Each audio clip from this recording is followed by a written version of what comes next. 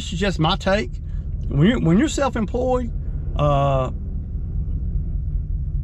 there ain't no days off, man. There ain't none. There's no scheduled days off. Like, you know, you work 40 hours, go home on Friday. That mentality, and if you use that mentality in this kind of work, it may work out for you to a certain degree, but you're probably not going to get all the money that you can get. You got to kind of be able to duck and move and be able to recognize the ability to make more money, you know, in a set period of time.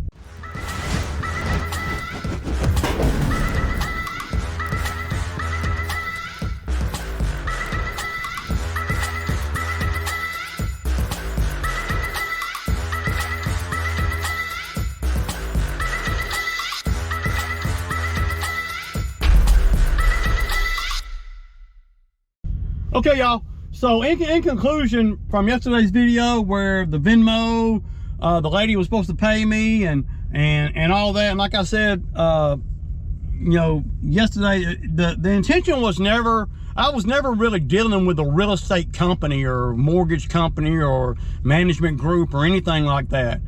I was just dealing with a real estate agent that my customer referred me to, my good customer that was my friend too. So when he texted me the information, I didn't even think nothing about it. And you guys are right to a certain degree. I should have been a little more, you know, inquisitive, right? But I wasn't. And you know, I could contribute that to anything, but there's no excuses out here, man. So after I got off work yesterday, you know, at lunchtime when I got done, you know, I generated the invoice. I didn't want to do that because I have to put a customer. My software is so stupid. What I've done is I had to create a customer, and I don't like doing that for one-time jobs. I just don't. And maybe it ain't that I'm trying to hide money or anything. So what I usually do, you know, because most of the time I don't have to create a physical invoice, right? As far as a paper invoice or a PDF. Because most of the stuff I do is repetitive, the people know me, blah, blah, blah. And I don't have to, well, I just don't deal with people that I have to do a whole lot of, you know, fanfare to get paid. Now, there are certain jobs that I have to create invoices, but those are repetitive work. It's commercial customers.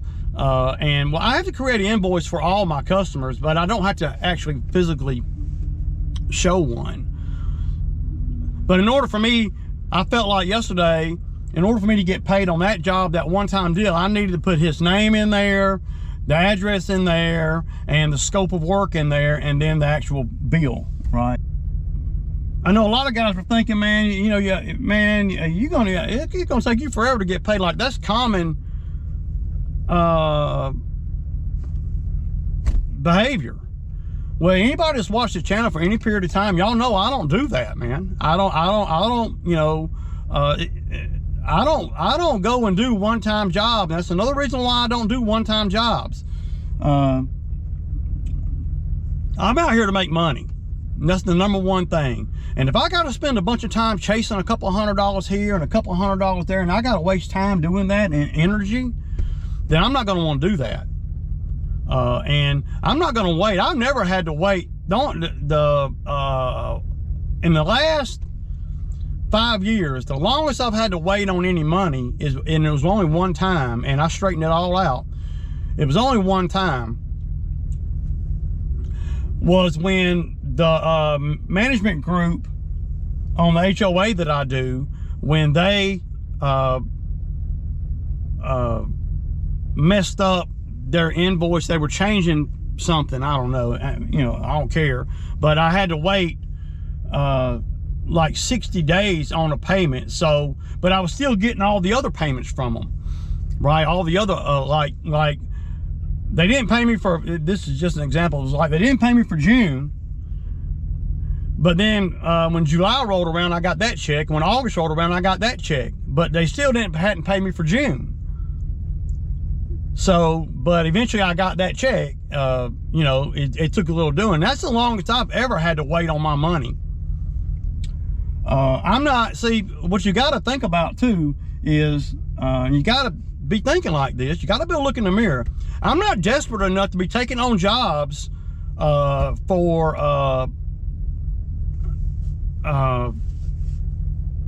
have to wait on my money like that. I'm not that desperate. I'm not. I didn't have to do that job this weekend, but I knew that the only reason why I did, I had another guy come in the comment and he's saying, hey man, you know, it ought to be double on Sunday. You know, most people charge double on Sunday. Well, if I charge double, I'm not going to get to work. And at the end of the day, I made over $100 an hour over there. I mean, you know, and I'm coming off of all this surgery, and I'm coming off of, I'm not working for a week. It was perfect, man, you know, to kind of get me back into the field of things, get the equipment back on the trailer, get everything going again. Well, if you don't get to work, Ray, you don't get to work. Yeah, but then you know, the customer that referred me, he's, you know, well, he ain't upset or nothing, but you know, he referred me. And I'm going to try to fulfill that as long as it makes sense. Now, I could have called him and said, look at here, man, that lady you turned me on to, she ain't paid me. And then see, so I had another way to attack, if you will, to get my money through him. Because I would have called him, if it all came down to the nitty gritty and everything, then, and I would have just called him. And I said, man, I can't believe it's that lady ain't paid me. And then he would have called her and put pressure on her. And, you know, being $250, I mean, damn, dude, it ain't no money. If I'm dealing with a real estate agent that can't swing $250, then she don't need to be a real estate agent. But there was no way that I was going to be able to double it just because it was Sunday. Like I say in the videos, Sunday, Monday, Wednesday, Tuesday, Friday, all that shit's the same to me. It's about the weather and how wet it is or not and all that. It ain't about what day of the week it is. And considering I had been off for 5 or 6 days straight, then, you know, it ain't like I'm working 70 hours then going over there on Sunday. You know, I've been, and you know, that's just, that job being where it's, and location and all this means something. That job that I did, and it's only, and you know, it's only $250. That job was close by. Y'all saw it wasn't bad. It wasn't like I was going over there for 3 hours blowing leaves and then another 2 hours doing bushes. And then, you know, I did all that solo coming off of 5 days after surgery. So, I mean, that is, and I was able to do it, and I didn't even bust a sweat over there. It was a little more work than I had been doing, obviously, because I had been doing nothing. But on the grand scheme of things, you know, I mean, it wasn't bad. It was perfect to get me back into the flow of things and to get fuel for this week. That was basically all I was caring about. That's the only thing I was thinking about when I went over there. I was, okay, I'm gonna do this job. I'm gonna get blah blah dollars. Whatever I get, I'm gonna put in the fuel for the truck, the mowers, and so back to how I got my money. I texted her at lunchtime, you know, right after I did the video yesterday, and I'm like, and I attached the invoice to it, and she said, okay, I will forward it to him, but here's his contact information. You and him can just hash it out. And see, that's where I got a little bit testy with her, because I told her, and I don't know what kind of experience she has in business or whatever. Most of the time, these real estate agents think they're above the law, if you will. And I don't care if you're a real estate agent or a homeless bum. It don't matter to me. I just want to get paid. And I wanted to make sense. It's got to make sense. So she texted me that, and I'm like, I texted her back, and I'm like, no, I don't really want to deal with him. I was not negotiating with him. You know, if you wanted me to do it like that, you should have gave me his information from the very beginning. And I told her, I said, this is bad business, Holly. That's her name. I said, this is bad business, Holly. I said, people don't do this. And granted, you know, and I told her, I said, granted, it's not a big deal, but you led me to believe that you were going to pay me when I got done. And she said, well, we are going to pay you. And I said, but there wasn't no we in it. It was you and me. I mean, hell, if I was talking to the homeowner, I might have could have damn got more money. You never know. I might have could have, I don't know. But if I'm negotiating if you call me and I'm negotiating with you to do work, and I haven't talked to anybody else, then you are going to be the one I'm coming after to get the money. That's just, I don't know if that's right or wrong, but that's the way, that's common sense if you ask me.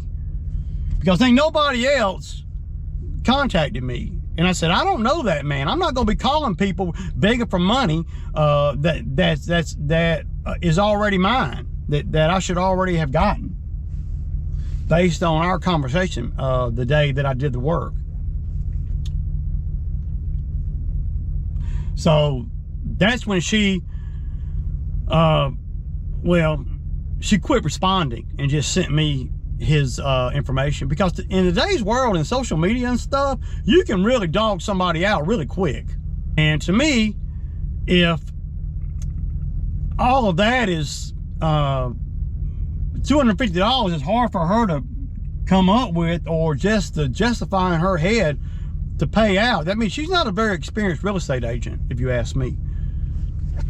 And that's okay. You don't have to be, but you gotta. But guys like me are going to get you straight.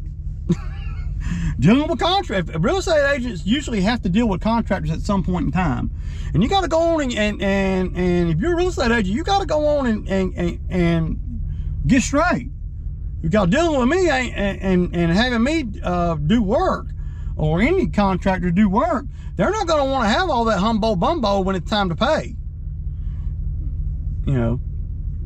But so I just stopped messing with her. I made one phone call to the owner. I told the owner, I said, look, my name is Ray. I did work over there. I said, I texted him the invoice, and he says, okay, I'm going to get you paid. I'm like, cool. He said, the payment ought to be, he told me down on the phone. I said, okay, thank you. And we hung up. And then he texted me and said, the payment ought to be coming through any minute. And bam, I got it. So, no harm, no foul. And y'all would not have even known about it if it had been a better news day. It was just a slow day, and it was just one of the things that's untypical, that's not the normal for me out here in my business. But that's kind of what happened. And that's why I don't do work for strangers, or if I do, it's very minimal.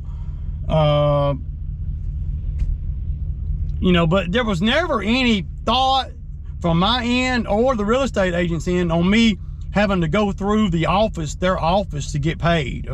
That was never on the table, because if that was the case, then I would have not even, I don't care what my good customer said, I would not have done it if I knew I was gonna have to wait on the money. I just don't do that. And I know there's a lot of people that like to get paid at the end of the month and all that, but on one-time jobs, I don't never do that. But the good thing about being self-employed is I got say so in it.